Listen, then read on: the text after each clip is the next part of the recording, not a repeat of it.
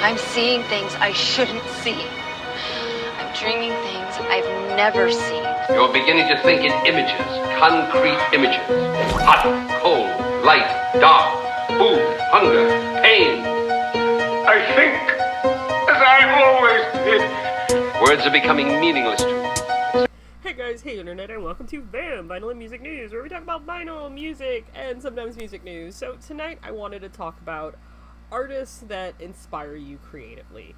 I think all of us can relate to either listening to an artist's album and being inspired, or sitting there and actually getting to hear that particular person talk about their struggles and their strides, whether it's through an audiobook or a meet and greet or one of those acoustic type sessions. It's kind of funny. Within the last year, I've been to a lot of concerts and a lot of events, and they always bring me a lot of joy and a lot of happiness. I mean, we've talked about going to concerts alone and how badass it is and how fucking awesome it is. We've also talked about, being really invigorated after going and seeing Blue October and getting to hear him speak about his struggles and a lot of the things that have basically pushed him through to create, or inspiration behind songs. And it's always those little backstories, those little nuggets that I absolutely love and appreciate from different artists. And I think anybody can relate, and it kind of basically lights a fire under your own ass to actually get your shit together in some kind of a way. Whether we're talking about art, music, creativity in general, I guess I want to say, because it exists across all spectrums. But last night, there was no time-lapse, and that has mostly to do with the fact that I decided to go to a concert, because concerts make me fucking happy, and there's an article about that, which I find kind of funny and kind of amusing. I'll leave a link to it down below in case you're curious, but the article talks about how going to concerts makes you happier, which I totally believe it, because it's music, duh. I got the opportunity last night to go see Gaelynn Lea, again for the second time, and I always love hearing her speak. She mainly talks about making,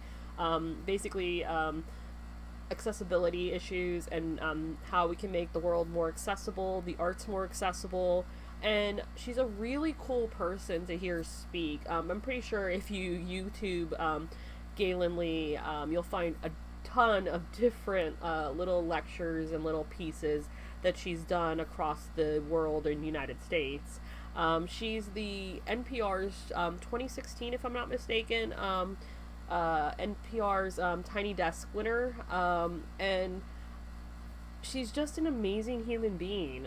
She creates really amazing music, and I had the opportunity to see her last night, and it was kind of interesting because she touched on different people in the audience asked her questions, and she touched on one of her biggest fears, which is anxiety with illness, and it kind of hit home because it's one of those things that nobody genuinely talks about, and it really inspired me to see, that, hey, despite me going through my own struggles, or anybody going through their own struggles, creatively, or just basically, beating yourself up because you don't think you're good enough to do something. I think it's interesting that we can all learn from each other, and it's kind of funny because I've kind of delved into a lot of artist biographies, specifically The Cure, was it the Ramones?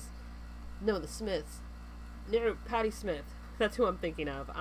I've got a few audiobooks that I've been collecting over the months from different YouTube artists who draw, who basically have a love for music as well.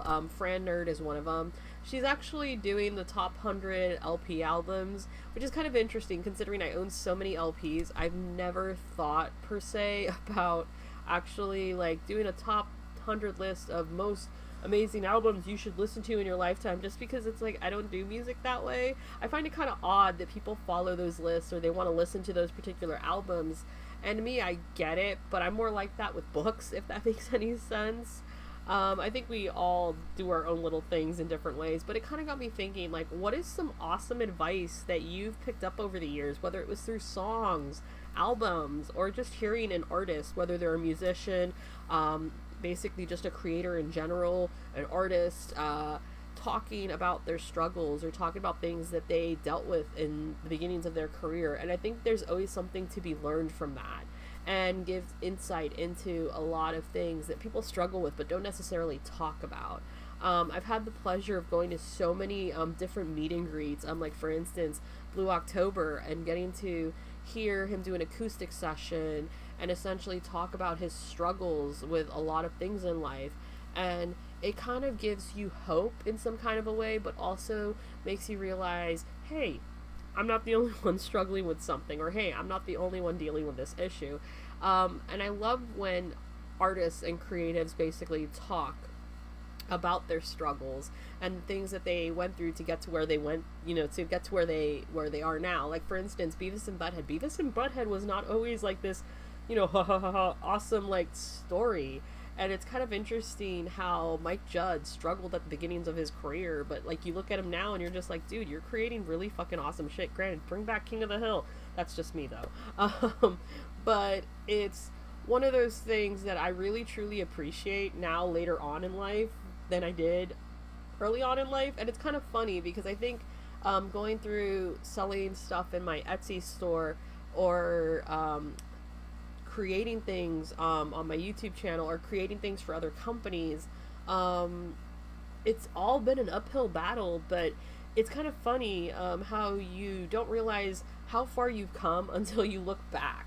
And it's kind of interesting because I found one of my first time lapses that I ever did beyond my cannibalistic Mountain Dew cans. I created back when Wonderful Pistachio wasn't a really big name company. They were just coming out. They reached out to this one website, 12seconds.tv, and they were like, hey, tell us why, you should win, or why you get, how you get cracking, which was kind of their gimmick before they had all the celebrities, showing how they crack a pistachio. And I went to town on this, and it was kind of funny because I look back on that video and yeah, it's cringy, but it's so cool to see something that you produced over 10 years and to see where you are at now creatively and what you're doing. And it's kind of mind-blowing, at least in my head, because I never expected to wind up where I wound up, and I never expected to have the experiences that I've had over the years. And maybe we'll talk about that one day, because it's not something that I necessarily talk about, because I'm always like, okay, what's next? What's, onward to the next. And it's kind of funny because me and my friend Alan, we were talking about that one time where he's like, we were talking about Google Analytics and going really nerdy, but we were talking about the different techniques or the different things that we're trying to implement, and getting to learn from each other, but then also getting to hear about their struggles and what they struggle with.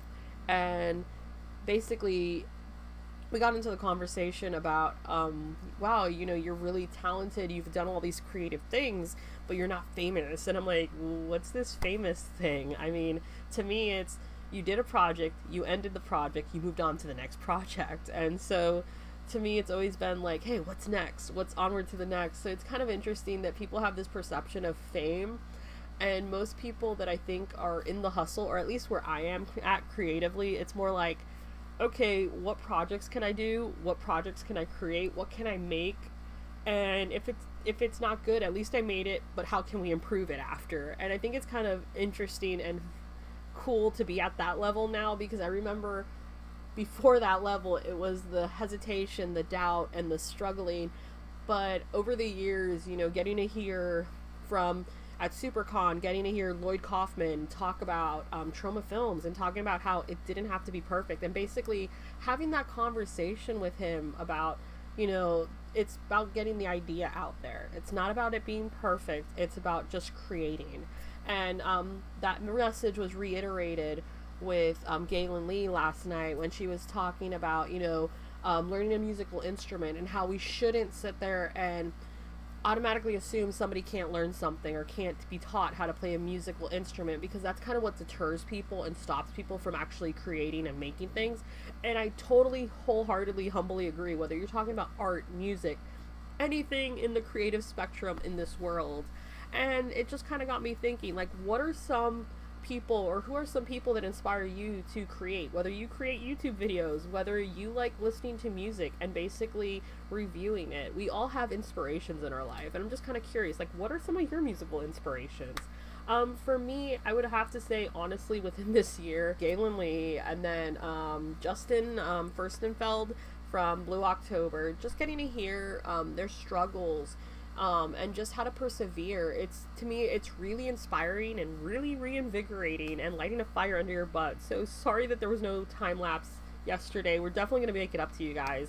I think we might do like maybe a live stream, and I figured out how to do the mic situation, so there will be audio.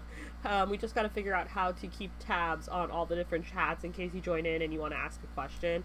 Anyway, if you like this video, definitely hit the like button down below, and feel free to contribute to the conversation and let us know, like, who are some of your musical inspirations. I have a lot of audiobooks that I've been recently downloading, like I said. I think it's kind of funny that I've kind of delved into the land of biographies. I never understood why certain people read biographies until most recently, with me delving into basically these creative artists talking about their struggles. And then I got Questlove. Basically, it's a group of different individuals talking about struggles and creativity in general. And then I have another book about Patti Smith. And I think it's just fun that you get to learn about all these different things through different medias. Anyway, I'm going to rant on a whole other subject. Anyway, let me know what you think. And if you enjoy this, definitely hit the like button down below. And yeah, that's pretty much it. Bye. Whatever it is that you believe you're seeing, it's not real. Seeing things before they happen. Things are not always what they seem in this place. So you can't take anything for granted.